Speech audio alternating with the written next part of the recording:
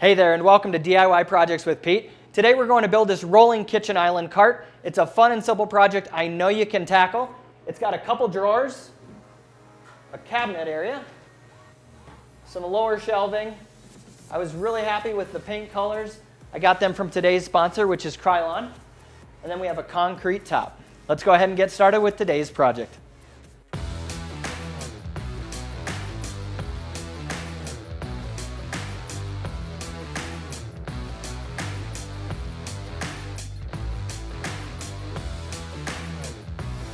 We'll start out by making the cuts for the legs, shelves, and panels. I cut the rounded edges off a 2x4 and then cut it down to size to form 1.5-inch square legs, and you could buy these pre-cut if you'd prefer. Next, go ahead and cut the lengths of the legs and the lower shelf support on a miter saw. If you'd like the cut list, shopping list, and downloadable plans for this project, head over to DIYpete.com/kitchen island cart. Give those boards a quick sanding to smooth them out, and then use a straight edge to draw out the panels and shelves, which will be made out of 3/4-inch thick plywood. I cut the initial panels out with a circular saw, and just make sure to take your time so you get a nice straight cut. And once those first few panels are cut, the rest of the plywood is going to be a lot more manageable to cut on the table saw if there isn't anyone around to help you out initially. The legs work well as spacers to keep the plywood up from your work surface while using the circular saw. Lay out the lower shelf and the boards around the perimeter. For today's project, we'll be using a pocket hole jig. Now, this is a quick and easy way to make your joints, and it's really easy to do for beginners, but feel free to use whatever joinery technique you'd like. I adjusted the jig for 1.5-inch stock and then drilled a pocket hole on each end of the 1.5-inch thick board so we can eventually tie them into the legs. Adjust the jig for 3/4-inch stock and then drill pocket holes on the underside of the lower shelf. I'd recommend doing about 3 to 4 of the holes per side. Attach the shelf panel using a combination of pocket holes and wood glue. Press down firmly on the plywood to help ensure it's flush with the board so your shelf is even once it's flipped right side up. This kitchen island has shorter legs to accommodate for the 2.5-inch casters, which will make the island counter height, or 36 inches. Line up a straight edge on the corners and draw an X to find the center of the leg. Then drill a hole the same depth as the threaded rod above the wheel. Do this on each leg, and then we'll hammer in T-nuts in a later step so the wheels can all be attached. I drew a line 1.5 inches up from the bottom of each leg for the shelf connection height. You can use some scrap 1.5-inch thick boards as spacers and then begin putting the legs in place. I used clamps to help hold the legs in place and then secured them to the shelf using 2.5-inch long pocket hole screws and wood glue. And I did one side at a time. This works pretty well. Once this is done, check to make sure the piece sits flush on your flat work surface. Next, I cut the back and side panels on the table saw and then drilled pocket holes on the left and right side of each panel so they'll connect to the legs. And this is kind of a repetitive process, so I'm going through it rather quickly.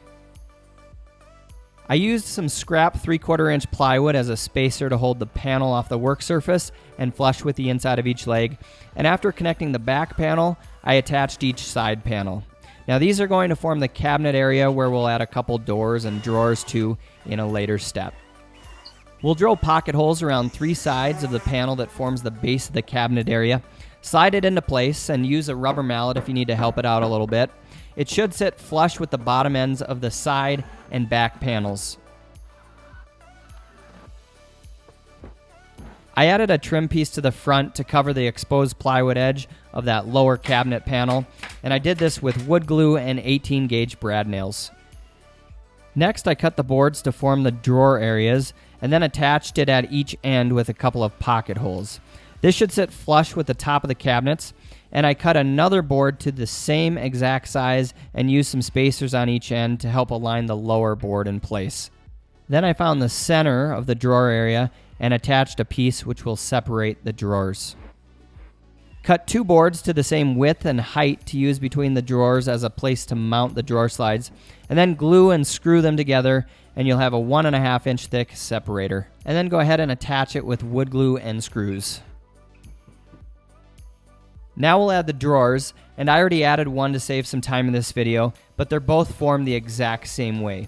So first measure the width of the opening, and the overall width of the drawer needs to be 1 inch less than the opening, so you have a 1/2 inch of space on each side for the drawer slides. And the height of the drawer doesn't need as much wiggle room, but I still like to have a little play between the top and bottom. Pocket holes are drilled on the front and rear pieces of the drawer, and they both will face the outside, so you can still use a drill to put the screws in easily. Use clamps to help hold things in place during assembly. We'll cut a piece of 1/4 inch thick plywood that will be glued and nailed to the underside of the drawer. Now, this is one of the easiest ways to build a drawer quickly, but if you have the time and expertise, go ahead and use your favorite technique. The first thing I like to do when installing a basic drawer is to remove the extension by pushing the black release lever and pulling it out.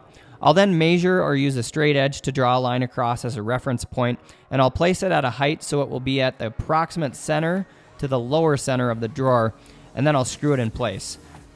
The front of the runner will be 3/4 inches in, since the drawer fronts are going to be inset. Always check to make sure they are level and both at the same height so the drawer will slide properly, and attach additional screws in the middle and back hole locations as well. Once they are attached, I like to put the extensions back in. I'll then slide the drawer into the opening, put about a 3/16 or 1/4 inch shim underneath, and then pull the extension so it's flush with the front of the drawer. Look to make sure it's square, and then add the first screw on both sides. And once this is done, pull the drawer out even farther, check that the drawer is still level, and then add additional screws. Once this is done, the drawer should slide properly. Measure the opening again to determine the drawer front dimensions. I tried my best to get about a 1/16 inch gap around the perimeter, so I cut the width and height 1/8 of an inch smaller overall. And once cut, shim the drawer front on the underside to create that gap. Try to have the same size gap around all 4 sides, then hold the drawer front in place, pre-drill, and use a couple screws to attach the drawer front from the inside of the drawer. The doors for the cabinet are made out of the same 3/4 inch thick plywood. Simply cut it to size and then add some hinges. I just had some basic 3-inch hinges laying around, and so that's what I'm using, but you can get a lot fancier hinges if you want. And then I routed out a little area for the hinge to help minimize that gap on the hinge side. I attached the hinges to the door first and then to the cabinet. Next, I added a couple wood blocks so I'd have a place to mount a magnetic cabinet catch. Then I screwed in the cabinet catch and started attaching the 3-inch hinges to the cabinet. Now, to be honest, the actual cabinet hinges that you can buy at the store are a lot easier to install in my opinion, and they do look nicer, so I think I'm probably going to be heading to the store to pick some up and swap them out in the near future. I added the metal squares on the upper corner of the doors that will be attracted to the magnetic catch, and then I started attaching drawer pulls. I found the center of each drawer and then marked around the hardware so I knew where to drill the holes. Then I drilled the holes, inserted the screws, and attached each drawer pull. Then I measured 1.5 inches in from the top and edge of the doors, drilled a hole, and added knobs to each door. Use a hammer to put the T-nuts in place at each leg. You can then test fit everything to make sure the wheels thread into position like they should, and I then recommend removing them prior to painting or finishing. I added trim to the sides and back to jazz it up a bit. The island's meant for use in the center of the kitchen or against a wall, so it needs to look good on every side. Then do a quick sanding and go ahead and remove the hardware to prep for painting. Alright, so we're going to get started painting the project. We'll use Krylon Color Master. These are great big cans. I really like this paint because it dries in about 10 minutes and it's a really durable paint and it doesn't drip. So this is a great paint, and we're going to get started with some satin jade paint, which is this kind of green color, and then we'll take some white for some accent areas. You'll want to make sure to take some time to shake up the can prior to painting so you get the best finish and coverage as possible. I started out by spraying the cabinet area with Satin Jade Color Master spray paint. It's a paint and primer, so it has a really good coverage. It's important to be in a well-ventilated area and to use a good mask whenever working with spray paint. And then here's a look at the cabinet after the first coat.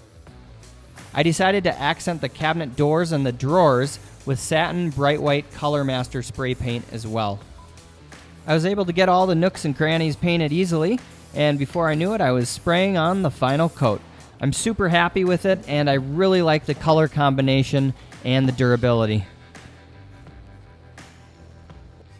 I was going back and forth on what to do for a top, and I decided on concrete because it's a nice solid surface, it's easy to clean, and I really think that it complements that jade green and that white nicely. But you could definitely add a piece of granite or make a wood top if you'd prefer.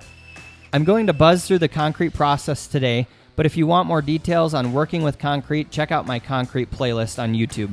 You basically start by building a box or a mold to hold the concrete, and this is going to be a smaller slab, and I'm only going to pour it 1 1/4 inches thick, so I'll just put a little thin reinforcement in it. You'll clean the mold, seal the edges with silicone, and then start mixing up the concrete. Once it's mixed up to about a peanut butter consistency, you can start transferring the concrete into the mold. The concrete will replicate the mold's surface, and so it's going to come out really smooth. Fill it a little more than half full, and then add the reinforcement. And it's important to vibrate the concrete a few times during the pour to minimize air pockets and voids in the finished piece. Then continue packing the mold full with concrete, level it off, and then let it cure according to the manufacturer's instructions. Once it's cured, you'll demold the concrete, you'll do some finish work, and lastly, you'll seal it. I then run a bead of silicone around the top of the kitchen island to secure it in place. Remember, this is a super simple version of concrete tops and how to make them, but I have all sorts of in-depth videos and concrete inspiration on the channel. All right, thanks so much for tuning in. I hope this project inspires you to get out and build something. For the complete tutorial and downloadable plans, head over to DIYpete.com/kitchen island cart. And if you enjoyed this video or found it helpful, give it a thumbs up and subscribe to the channel. Thanks again for watching, and cheers from Montana.